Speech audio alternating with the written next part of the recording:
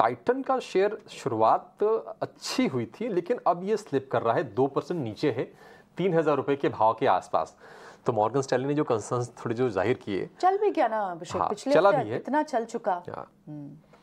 लेकिन Titan, Gaurang sir आप इस पर व्यू दीजिए। मॉर्गन स्टैनली का ये कहना है कि हालांकि उन्होंने थोड़ी रेटिंग इसकी डाउनग्रेड की है, जो गोल्ड के प्राइसेस ऊपर हैं, थोड़ा सा उसको लेकर कंसर्न्स जाहिर किए हैं मॉर्गन स्टैनली ने। लेकिन मॉर्गन स्टैनली ने भी ये कहा है कि लॉन्ग टर्म बेट है ये आज का डिप एंटर कर लें इसको। अभी आपने जो रिलायंस पर सवाल पूछा था उसका ही अगर मैं उदाहरण दूं अभिषेक, तो हमने ये भी कहा कि और पहले तो डिस्क्लोजर दे देते हैं, टाइटन पर हमारी बुनियादी तर्क के आधार पर खरीदारी की राय है और सिर्फ जेम्स और ज्वेलरी या फिर सोने को लेकर के ये 3,100 के जो भाव चल रहे हैं वो उसके लिए नहीं है। रिस्ट वॉचेस एक बहुत ही महत्वपूर्ण कारोबार है बैलेंस शीट में। उसके साथ साथ आई केयर और एक्सेसरीज का कारोबार जो है वो भी अच्छी तरीके से योगदान दे रहा है। और हमारा अनुमान ये कहता है कि सोने के दाम, काफी लोग तर्क लगा रहे थे कि 58,000 के नीचे चला जाएगा, लेकिन 58,000 मेरे ख्याल से सोने के जो दाम चल रहे हैं तोले के, वो अभी भी बरकरार है। और आने वाले समय में हो सकता है कुछ घटनाक्रम को लेकर के और खास करके अमेरिका से जो खबरें आती हैं अर्थव्यवस्था और वहां की जो डेटा पॉइंट्स है उसको लेकर के। और तीसरी तरफ देखने जाओ तो गोल्ड एक नेचुरल कमोडिटी है। जिस तरीके से माइनिंग हो रही है, नेचुरल गोल्ड रिजर्व जो है वो कम हो रहे हैं, तो ऑपरेटिंग कॉस्ट नीचे नहीं जा रही है, वो निरंतर ऊपर जा रही है। तो अगर ये मैं पूरे समीकरण सामने रखता हूँ अभिषेक, तो मुझे लग रहा है कि सोने के दाम यहाँ से आने वाले भविष्य में ऊपर जाएंगे। उसका एक सकारात्मक सा असर जो इन्वेंट्रीज होती है टाइटन के पास उस पर पड़ेगा। जो जेम्स एंड ज्वेलरी का कारोबार है और जो प्रोडक्ट्स है उनके दाम में आपको इजाफे आते हुए दिखेंगे। तो मैं ये समझता हूँ कि ये जो गिरावट है वो खरीदारी का मौका है। राइट, खरीदारी का मौका होना चाहिए। इस गिरावट को आप इस तरह से देखें।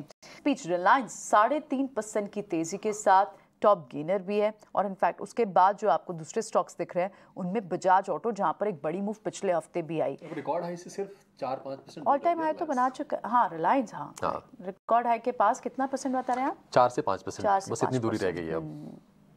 ये न्यूज़ ने, आई थिंक इस न्यूज़ तक शायद हो सकता है हो भी जाए 20 जुलाई। ये आज की रैली में कुछ अलग कहानी कह रही है वैसे ये प्रियंका। 3.5% मतलब पिछली बार हमने कब देखा है, मतलब हाल फिलहाल तो शायद नहीं देखा है। हाँ, इतनी जल्दी तो याद नहीं आता कि इतनी बड़ी 27 मूव एक दिन में। 27 ये भाव हो गया रिलायंस का। ठीक है गौरांग सर, रिलायंस के बारे में ये सवाल पूछना कि शेयर खरीदें नहीं खरीदें, हम ये नहीं पूछते हैं, हम हमेशा टारगेट की बात करते हैं। ये तो हम अज्यूम करके चलते हैं कि लोग शायद रिलायंस में इतना ट्रस्ट है और जब इसके तमाम बिजनेसेस जब डीमर्ज होंगे, जब वैल्यू अनलॉकिंग होगी तो निश्चित तौर पर वैल्यू बहुत है। लेकिन 2727 के भाव हम देख रहे हैं, 3.25-3.5% ऊपर है ये। अभी भी आप इसको नया निवेश करने की सलाह देंगे, क्योंकि हम एक तरफा इसमें चाल देख रहे हैं रिलायंस के शेयर में, या फिर थोड़े से करेक्शन लेकर थोड़ा सा कंफर्ट का वेट कराएंगे? अभिषेक, एक बहुत बड़े निवेशक ने और गुरु ने कहा है शेयर बाजार में भाव भगवान होता है।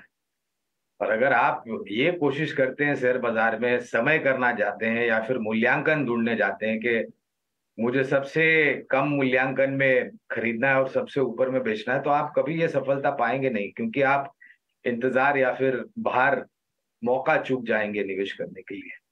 2750 हो, ये निर्भर करता है कि आप में जोखिम झेलने की क्षमता कितनी है और आपकी समय सीमा कितनी है। अगर लंबी अवधि का नजरिया है तो जैसे मैंने बताया करीबन 3,000 तक के लक्ष्य मेरे ख्याल से हमने निर्धारित किए हैं और पहली तिमाही के नतीजे बहुत जल्द आ जाएंगे अभिषेक। और उसके पश्चात मेरे ख्याल से अगर आंकड़े हमारा जो अनुमान है उस पर खरे उतरे या उससे बेहतर हुए, तो दूसरे परिस्थिति में हम जो है उसका ये जो लक्ष्य है उसको ऊपर लेके जाएंगे।